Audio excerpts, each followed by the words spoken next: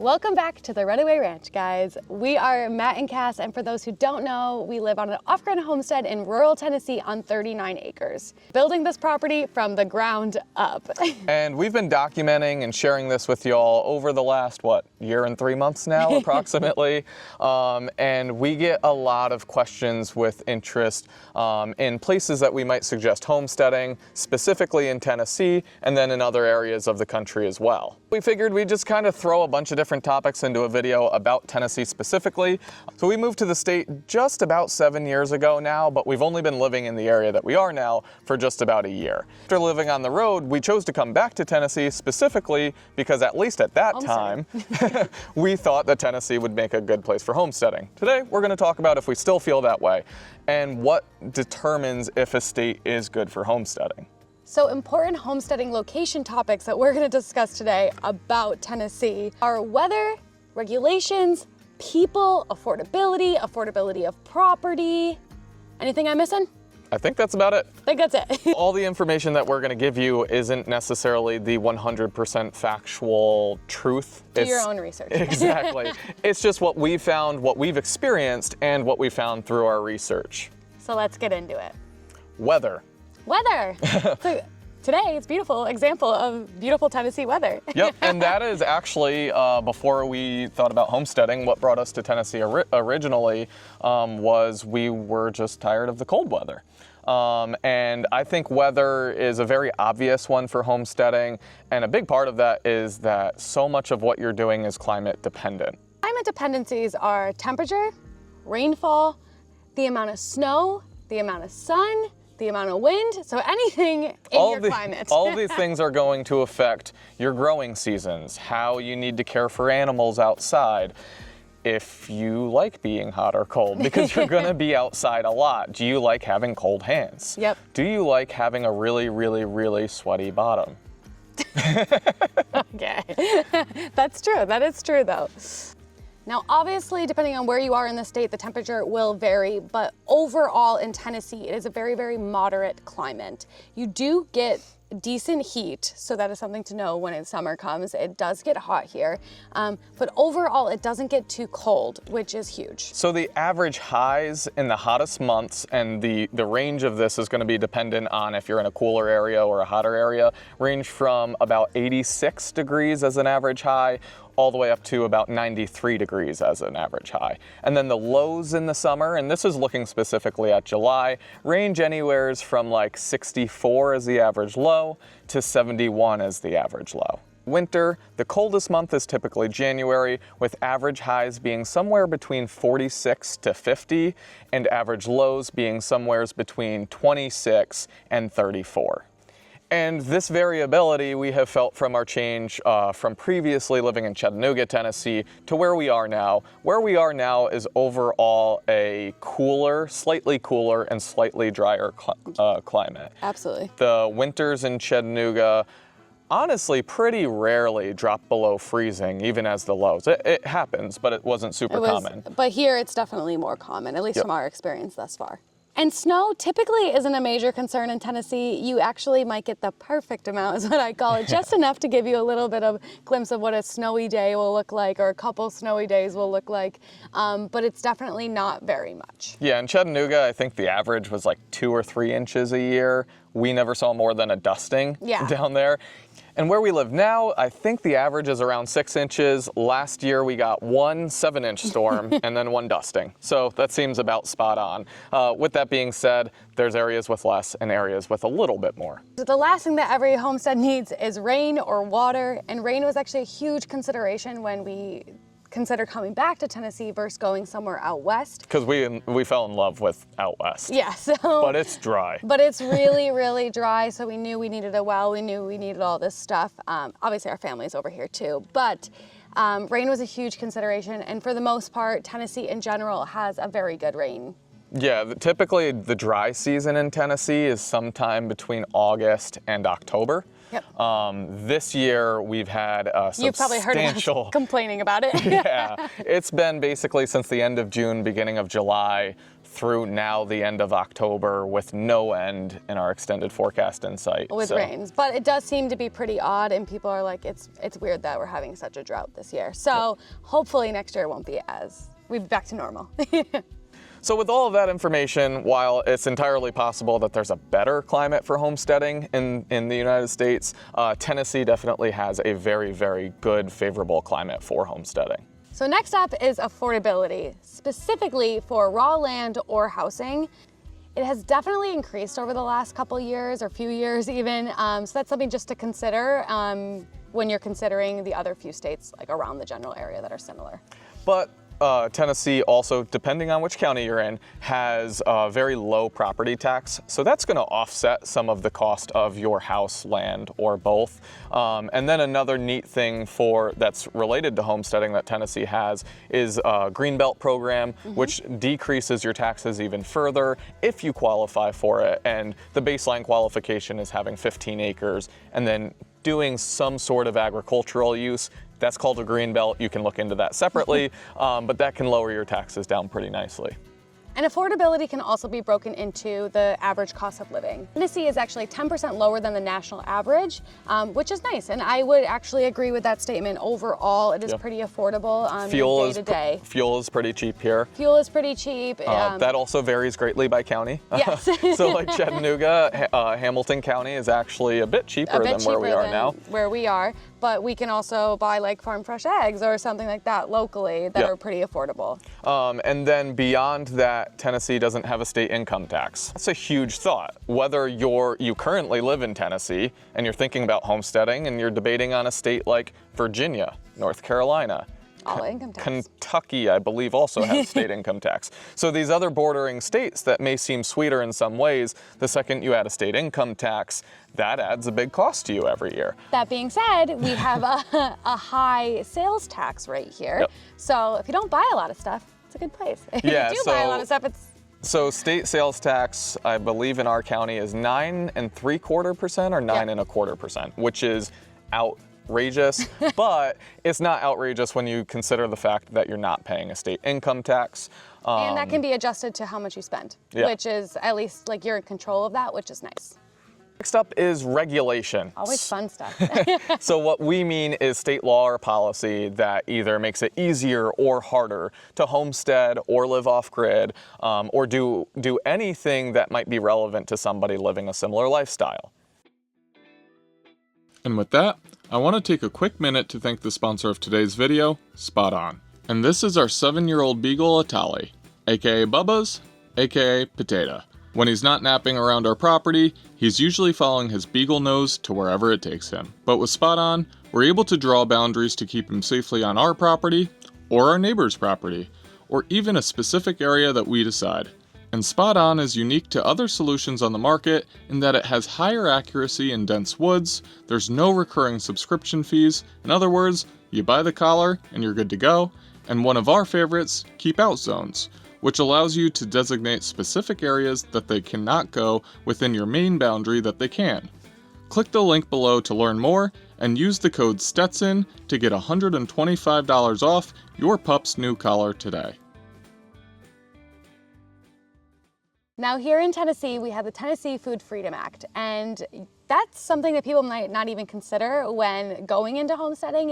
It goes into how you're going to make money, right? Potentially, Potentially, if you're going to plan to make money on your homestead from your products. So what is the Tennessee Food Freedom Act? The Tennessee Food Freedom Act is basically what it is an act that allows people to sell goods that legally that are produced in a home kitchen. Yeah, so this obviously varies depending on the product. So there's a lot of products you can sell, there's a lot of products that you can't. So a lot of canned goods you can sell. Once you introduce meat to it, you likely can't sell it under the Tennessee Food Freedom Act. Again, this just means that you don't need to be in an inspected facility. It's something that you can process yourself at home. Or anything, or permits or anything. It's just something that you can do. Yep. Now, ultimately, this is kind of twofold, right? It allows somebody that wants to sell goods, maybe at a larger scale than just to their friends, family, and at a couple small markets, to do so within the state comfortably. On the state side, it allows the state to collect sales tax on those goods sold. So it's kind of a two-sided thing on that, but overall, especially if you're thinking about selling goods produced on your homestead or in your kitchen as a source of your income, that's a big one. Yeah, it's huge, and it's something to look into. We're not sure with the other states, but it's something that Tennessee has going for it. Yeah, and this is going off script here, but there's actually a different poultry one where if you're producing poultry, now this is one to triple check on me, but my understanding, because I have looked into this, is as long as you are producing less than 1,000 poultry per year, you are allowed to be doing that not in a USDA inspected building. It has to be done at small scale, yada yada, and you basically have to be saying that although this isn't being done in a USDA inspected facility, I am following all of these cleanliness guidelines. Look into that yourself. Exactly, but that's another neat thing for homesteading, that like more than 1,000 birds per year, it might be difficult for your average small homestead, but it gives you another potential income outlet. Hi, Charlotte. How you doing, Mama? How you doing? Now, if you're building from raw land like we are and providing your own housing, there's a few different avenues that you can take for Tennessee. Now, we're not going to dive too deep into the nitty-gritty of this. As y'all know with the ready removable video that we've had in the past, we'll just link that here somewhere. Shed homes or ready removables are something that the state kind of frowns upon. Now, honestly, you can absolutely get away with it. That's just something that we decided wasn't worth it for our long-term plans here. Next up is tiny homes. Tiny homes to the state, if they're site-built, it just follows normal site-built home ordinances. So if you live in one of the counties that doesn't have building codes, it follows that exactly. Now, if the tiny home is on wheels, that's where things can get different. Because it's kind of viewed as a motorhome. And now, to my understanding, the state says it has to be PMRV, which is like the inspection system that campers go through, inspected. And next up is living in a camper, and by Tennessee, by the state, you are good to live in your camper. And then it just comes down to ordinance depending on where you are in your county. But most places here in Tennessee, you see a lot of people living in campers. And then there's building your own home. That's another option. Of Tennessee's 95 counties, I believe it is, there's 35 from my research, which is way more than I actually thought there were. But there's 35 counties that did not adopt the statewide building codes or adopt their own county building codes. So those are called opt-out counties. You can look that up and try to find which counties are opt-out counties. But basically what that means is that you are allowed to build your own home. You're not going to have a building inspection. Now, through the entire state, you are supposed to have an electrical inspection. Regulations are obviously long-winded, and depending on what you want to do on your homestead is depending on what you need and all of that good stuff. But there's two more: water and waste. Or wastewater. Or wastewater. We could talk about which one first. I guess which one comes first is the water. You can't have the waste without the water, you know? So water, and this is predominantly if you're living off-grid, I guess you could say. Well, no, not even. No, not even. Yeah, no, because if you're pulling from, okay. So no, not even just for living off-grid. Rainwater. A lot of states, you're not allowed to collect rainwater, or it's done in a regulated fashion. Tennessee, you just are. You just are. You just can. And which is awesome, because even if you are on grid or have a well or whatever, you can still collect for your animals, you can still collect for your garden. Yep. So those are really, really big things that I think is very beneficial. Yep. And then the next piece is drawing water from an unnamed creek or a named river. This is my understanding of it. This I haven't found super clearly written, but my understanding of it is as long as you are not jeopardizing the flow of water further downstream, meaning there can still be flow further downstream, you're allowed to take the water. Beyond that, I think I found that if you're drawing more than 10,000 gallons per day, which would be an absurd amount of water, then you're supposed to get like some sort of special permit for that. Now, I don't think any mid-size, even large-size homestead is going to be pulling 10,000 gallons of water a day unless you're running some sort of huge fish farm or something. So that's all good news here. And the last is waste. And this is actually something that surprised us about Tennessee. I thought they were going to be a little bit more relaxed on it, but they're not. They're pretty strict on it, actually. You are not allowed to have an outhouse here. There is 1 or 2 ways that you can kind of do it, but they're not. Basically, it's it becomes probably more expensive to do it, or close to as expensive to just not make it worth doing an outhouse. Yep. And then composting toilets is the other.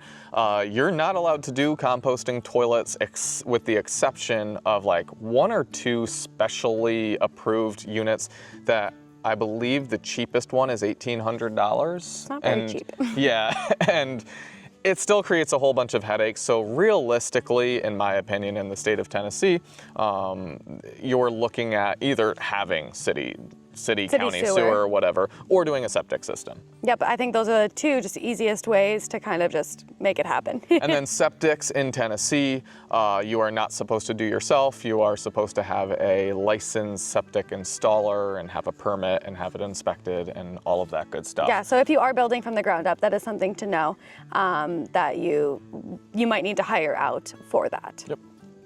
Now, as we close off regulations, we really just talked about, obviously there's way more regulations to consider, but these are the ones that we just thought jumped out more and we didn't want to make a... And that are very purposeful for homesteading. You know, exactly. Water, waste, building, all of that good stuff.